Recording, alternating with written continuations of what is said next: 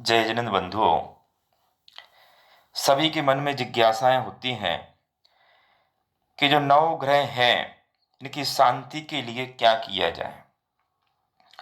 और कोई एक ऐसा स्रोत जिसमें कुंडली में किसी भी ग्रह से हम पीड़ित हों पर उस स्रोत को पढ़ लेते हैं तो वह निश्चित रूप से शांत हो जाए।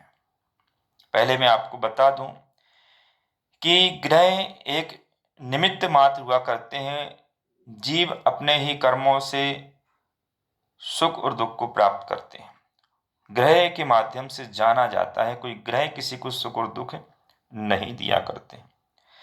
पंचम श्रुत केवली आचार्य भद्रबाहु स्वामी, जिन्होंने विद्यानुवाद नाम का पूर्व है, उसमें जिनेन्द्र भगवान ने यंत्र मंत्र तंत्र का कथन किया है। उसमें से उनके समय पर भी इसी प्रकार की शंका आई होगी, तब उन्होंने उस स्त्रोत की वहां पर रचना की और प्रातःकाल शुद्ध होकर के इस मंत्र को शुद्ध वस्त्र पहन करके शुद्ध आसन मालाएं शुभ मुहूर्त में इसको करीब 12,500 बार स्तोत्र दीप धूप आदि के माध्यम से विधि विधान से, और साथ में अगर प्रतिदिन आप नवग्रह विधान भी करते हैं तो निश्चित से मान के चलिए कि आपके जीवन की जो बाधाएं हैं, जैसे आपका विवाह नहीं हो रहा है, व्यापार नहीं चल रहा है, घर में बार बार एक्सीडेंट हो रहे हैं, झगड़े हो रहे हैं, कोई भी इस प्रकार की समस्या आ रही हैं, तो करीब करीब यह 125 दिन के आसपास का ये अनुष्ठान होता है। क्योंकि 108 बार स्तोत्र आप पढ़ते हैं तो यानी एक माला आपको करना होगी, तब जब 108 बार होंगे, और करीब करीब 200-2.5 घंटे लग सकते हैं। डेली विधान करोगे तो 2-2.5 घंटे इसमें चाहिए।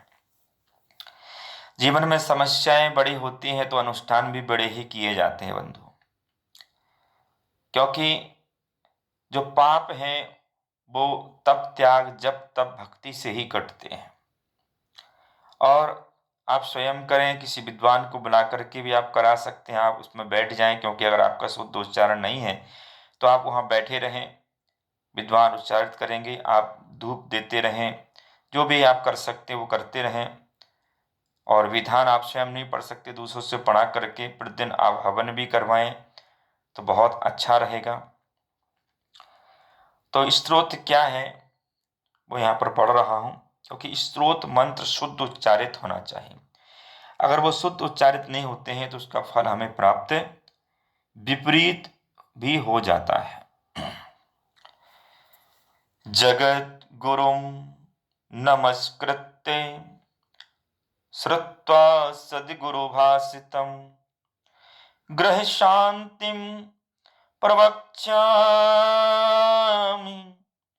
लोकानां सुख हेतुवे जिनेन्द्रा खेचरागेया पूजनीया विधिक्रमात् पुष्पै विलेपनैर्धूपै नैवेद्यै तुष्टिहेतुवे पद्मप्रभस्य मार्तण्डश्चन्द्रस्य चन्द्रप्रभस्य च भासपूज्यस्य भूपुत्रो बुद्धाश्चाष्टजनेशनां विमलानन्तधर्मेशे शान्तिकुन्तवर्णमे वरदमाञ्जनेन्द्राणां पादपद्माम्बुदो नमे वृषभाजित् सुपार्श्वाश चाभिनन्दन शीतलो सुमति संभव स्वामी श्रांसे बृहस्पति सुबुधे कथितः शुक्रः सुव्रतश्च शनीश्वरे नेमिनाथो भवेद्राहो केतु श्रीमल्लिपार्श्वो जन्म लग्नं च राशिं च यदि पीडयन्ति खेचरः तदा संयोजयेत् धीमान् खेचरैः सहिताञ्जनान् भद्रबाहो गुरुवाग्मी पंचमा श्रुत केवली विद्यानुवादतः पूर्वे ग्रह शांतिर्विधि कृता यः पठेत् प्रातरुत्थाय शुचिर्भूत्वा समाहिता विपतितो भवेशान्ति क्षेमं तस्य पदे पदे क्षेमं तस्य पदे पदे। इस स्तोत्र का प्रातः काल शुद्ध होकर के नियम पूर्वक और जब तक आपका अनुष्ठान चलता रहे कोई भी प्रिय वस्तु का आप त्याग करें, क्योंकि त्याग से अनुष्ठान सफल हुआ करते हैं। आशा करते हैं आपको ये जानकारी बहुत ही अच्छी लगी होगी। आप स्वयं इसका लाभ लें, अपने मित्रों को, परिवार को, अन्य लोगों को भी आप यह लाभ उनको प्राप्त कराएं। ओम नमः।